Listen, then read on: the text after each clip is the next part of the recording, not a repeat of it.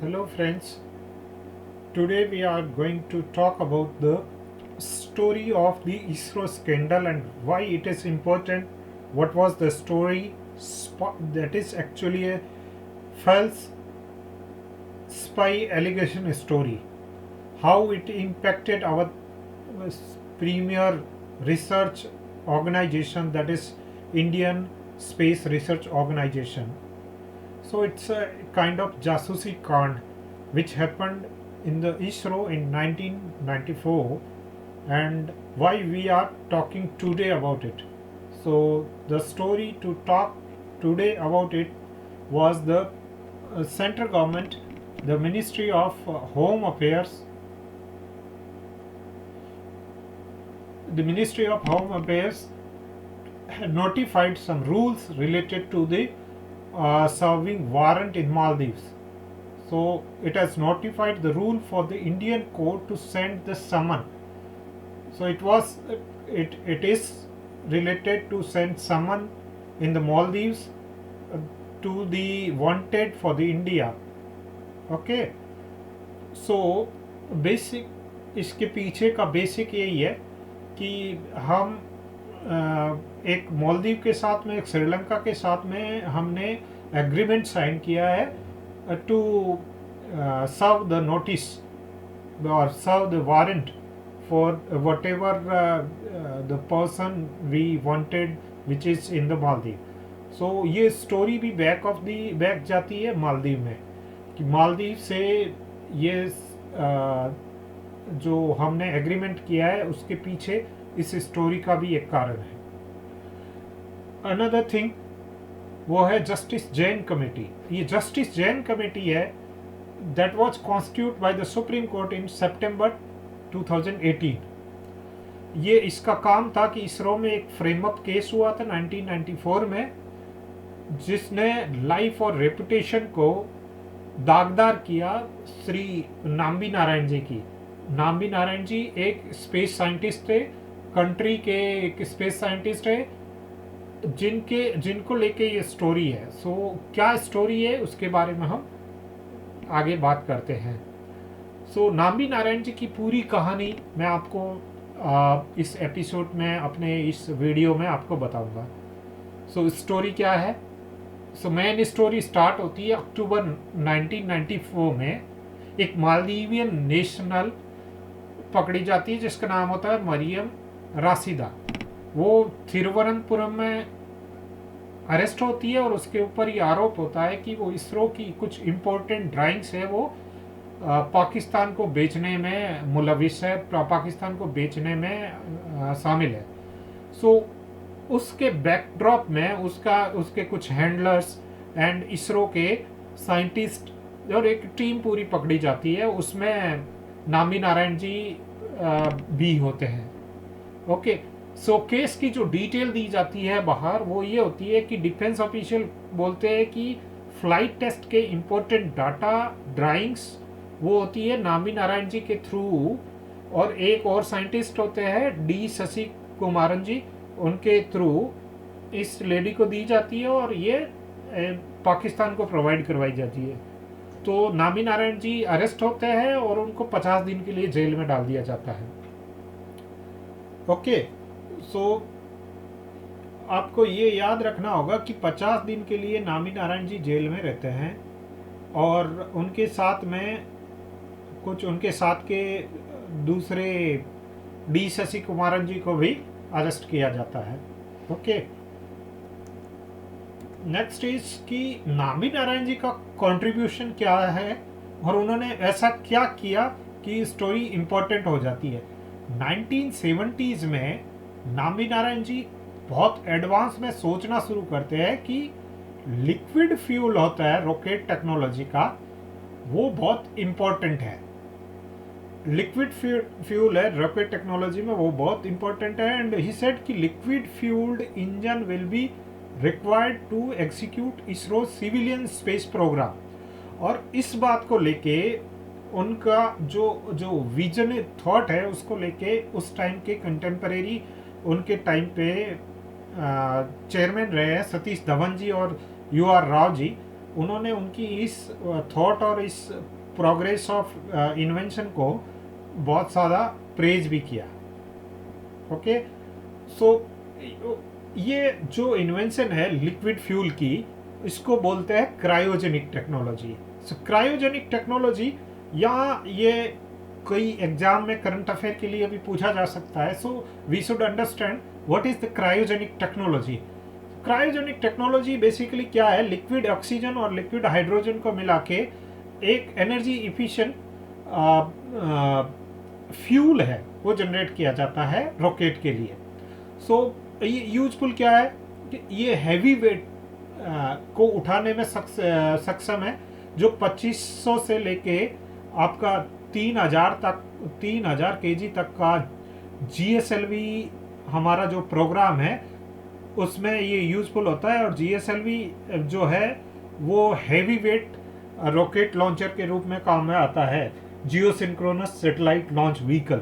सो ये heavy weight है 2500 से लेके 3000 2500 to 3000 kgs rocket engine can be sent in the space. So ये this kind of satellite के लिए ये यूजफुल है। एंड इस टेक्नोलॉजी में आपका इंडिया 6th कंट्री बनता। US, France, Japan, China and Russia के बाद में इंडिया 6th कंट्री बन जाता है इसको डेवलप करने वाला, वर्ल्ड का 6th।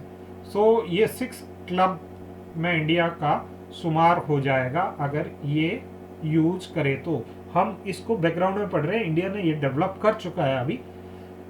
सो ये technology hold importance in context of India. India को 1990s में इस टेक्नोलॉजी की ज़रूरत होती है और ये टेक्नोलॉजी हमको US और रशिया में, हमको रशिया से ट्रांसफ़र होनी होती है, बट US के प्रेशर में रशिया भी इसको डिनाई कर देता है।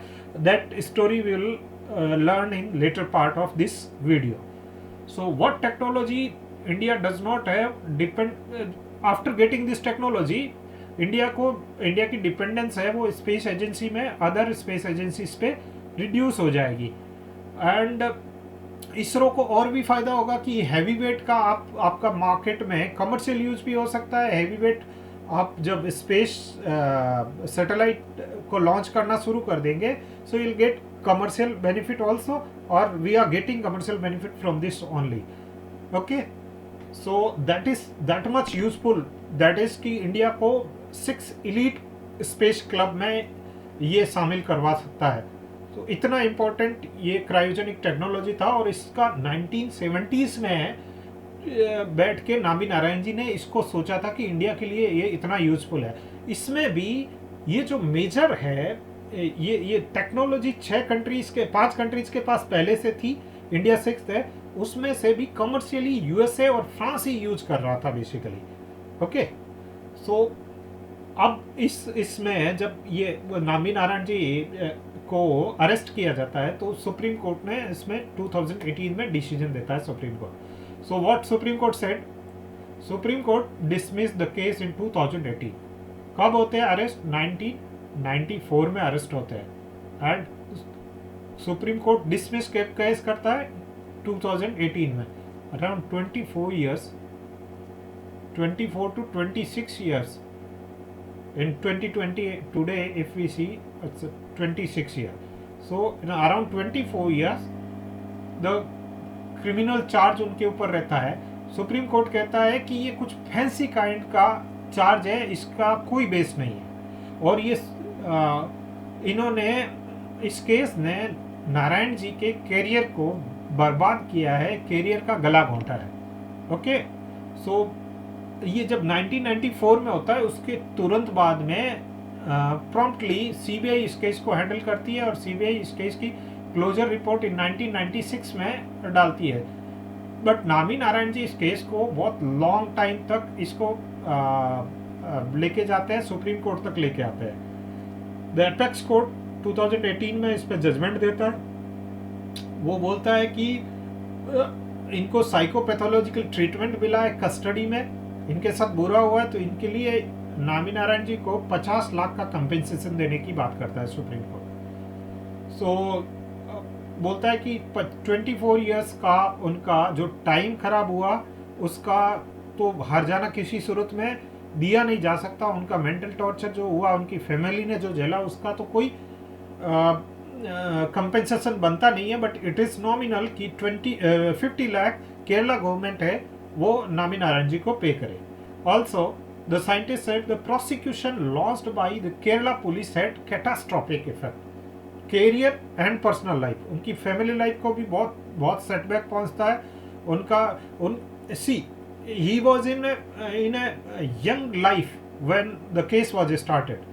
So ये केस आपको एक और चीज भी बताएगा आगे कि कैसे एक पर्सन के लॉस से कंट्री को भी कितना बड़ा लॉस हो सकता है।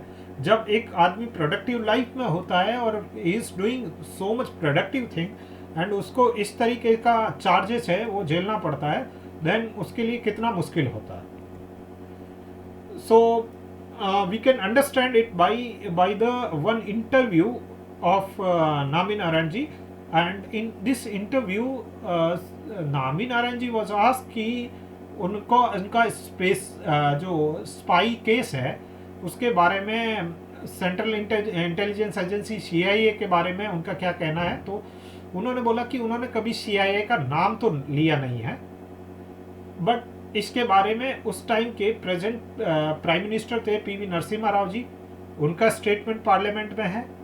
उसके अलावा वहाँ पे कोई भी हो सकता है, CIA हो सकता है या कोई भी पावर हो सकती है। बट उन्होंने ये कहा कि सोचिए कि एक स्पाई केस होता है, वो एक कौन करता है, सर्कल ऑफिसर CIA है, वो स्टार्ट करता है इसको, एंड वो केस है वो एंड अप होता है सुप्रीम कोर्ट में। सो एक प्रीमियर इंस्टीट्यूट के साइंटिस्ट का केस, स्पाई का केस है, वो सर्कल इंस्पेक्टर से स्टार्ट होता है। सो इस केस में कहीं ना कहीं उन्होंने बोला कि something was fishy in this case. So you don't see the foreign hand in the whole episode, it was invisible. So आप डायरेक्टली नहीं देख सकते हो, बट फॉरेन हैंड था इसमें, इनविजिबल था।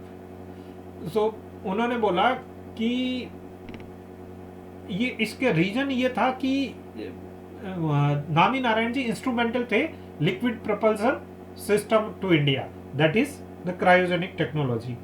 सो he signed an agreement with Russia for the cryogenic technology 1991 92 के आसपास इन्होंने अपना रशिया के साथ में एक एग्रीमेंट साइन होता है कि क्रायोजेनिक टेक्नोलॉजी ली जाए, और it was suppose to finish the entire program in 1999। So ये एंटायर प्रोग्राम है वो 1999 को इंडिया इलीट क्लब का पार्ट बन जाना चाहिए इन 6 कंट्रीज का जिसके पास में ये टेक्नोलॉजी हो कि लिक्विड प्रोपल्सन यानी क्रायोजेनिक टेक्नोलॉजी जो डेवलप कर चुका है। But target was achieved in 2014। सो ये लगभग 15 साल से डिले हो गया, पूरा इसरो का प्रोग्राम 15 साल डिले हो गया। So 15 year before India was able to get the power of a technology of in the space field to having the liquid propulsion in form of the cryogenic technology, but it could not due to only this case. So you can understand the gravity of this case. In 1993 itself, the world knew we would become the competitor in the commercial use of the knowledge of this technology. At that time, American and French were claiming the scene. Russia, China, Japan were using the technology, but not the commercially. So commercially, the technology was using by the USA and the another one, the French. So due to that, there was suspicion that behind there may be Russia, there may be France, or there may be USA, which wasn't, which were not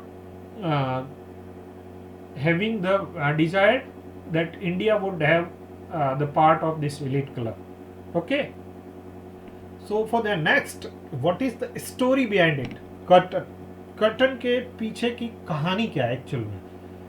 So we should understand in 1991-92 इन्होंने agreement किया Russia के साथ में, and transfer of technology, that cryogenic technology. So ये agreement sign हमने Russia के साथ किया because there was 5 countries, Russia, China, US, France. So among these countries and Japan, so among these countries, Japan, Russia, and China was not using it commercially.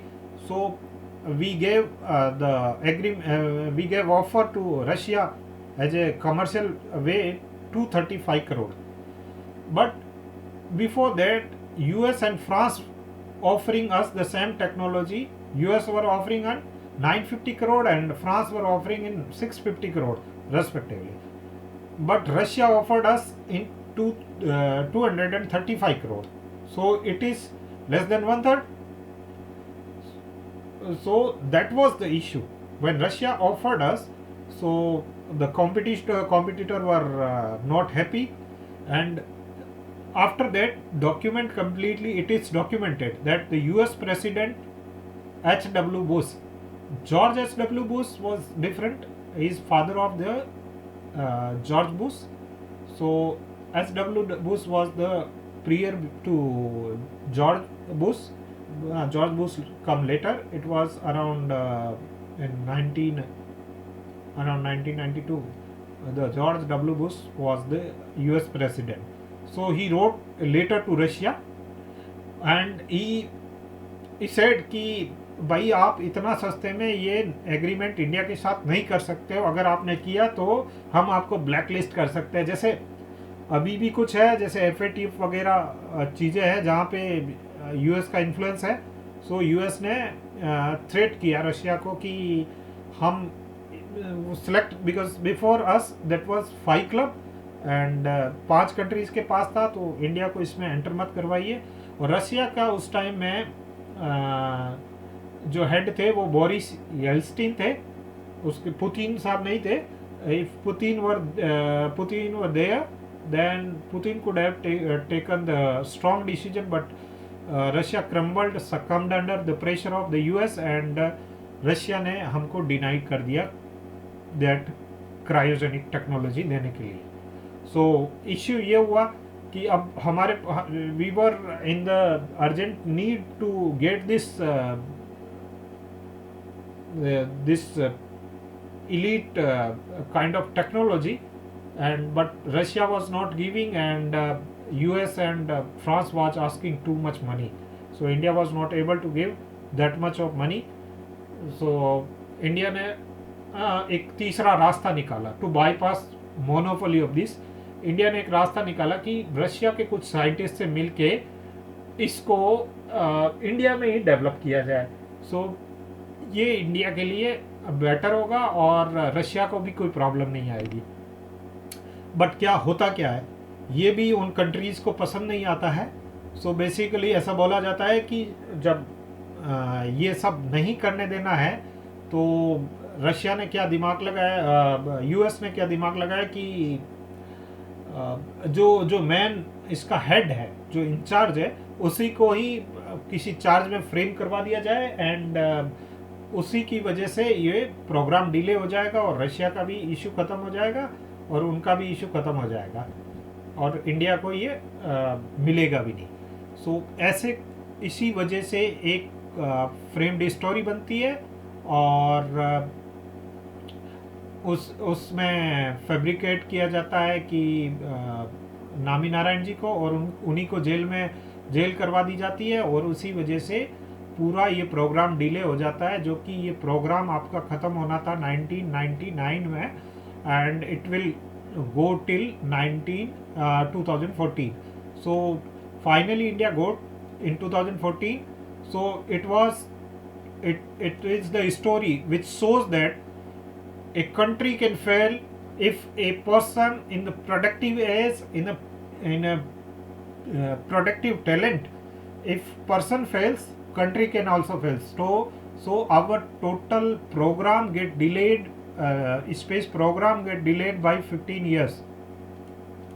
Okay, so that is the complete story about the नामी नारायण जी. And one more thing, नामी नारायण जी के बारे में एक movie भी south में बनाई जा रही है.